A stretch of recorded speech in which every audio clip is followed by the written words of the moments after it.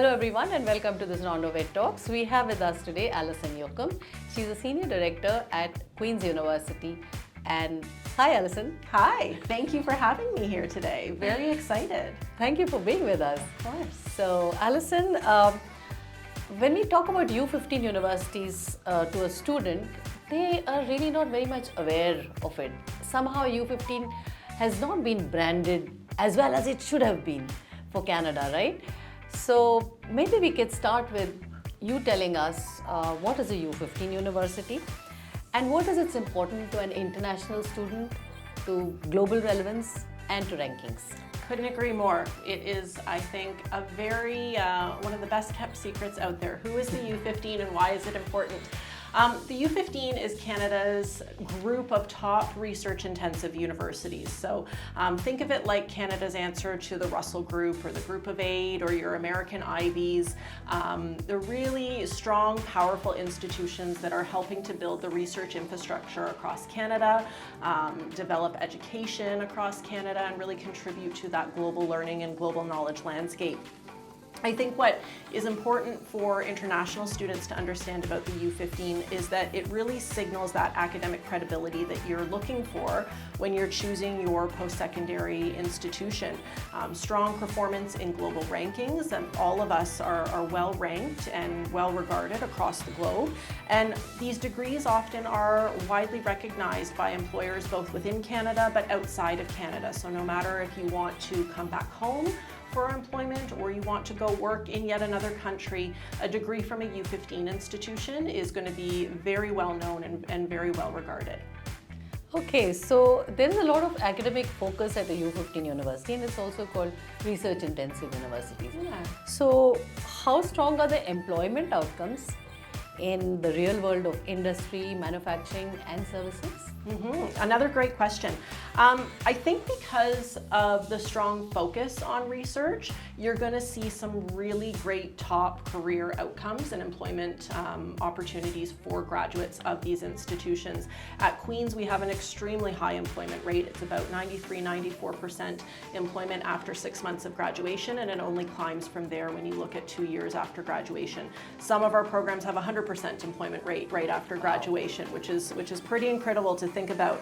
And it's because the students are receiving those core skills that are really in demand by top employers. So critical thinking, problem solving, data analysis, teamwork, adaptability, all through that kind of research-oriented lens. And I think what you're seeing right now in some of the areas that you're looking at, particularly in places like data science and computing. We're really excited at Queen's because we've got two fantastic researchers on our campus, Dr. Ryan Grant and Dr. Ian Carlin. And out of the 10 supercomputers that exist in the world, together those two professors have built 7 of them. So Queen's is really becoming a supercomputing hub, not just within Canada, but around the world. Oh wow, that's amazing. So research and employment can coexist. Absolutely, right? Absolutely. I think that's what makes the U15 so powerful, and the graduates of U15 so powerful, is that they can take those research skills and apply them in the real world to advance knowledge and to come up with things that people never even thought existed. Right.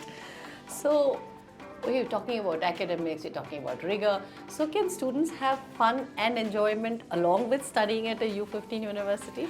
Of course they can.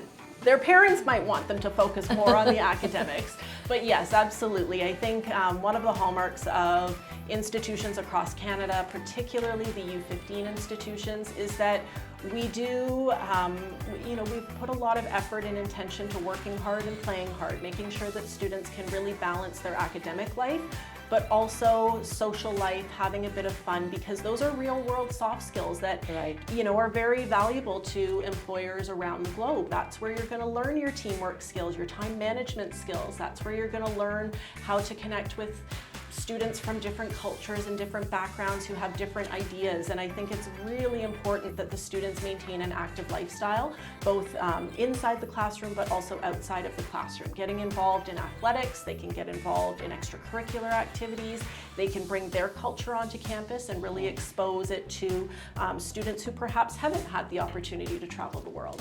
Yeah, okay.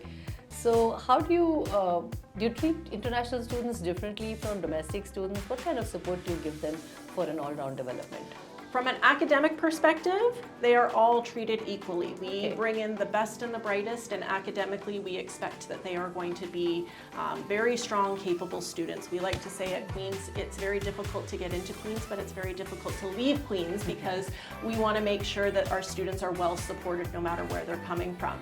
But from wraparound supports, kind of that pastoral care, that kind of warm hug for our international students, we do offer a lot of additional support to help them along the way. So cultural supports, helping them acclimatize to Canada, whether it be just learning some Canadian cultural things like the fact that we drink milk in bags and we call hats toques, and we have Tim Hortons and all of these wonderful Canadian things. But then also some other things like what the weather is going to be like, and making sure that they're well prepared for that.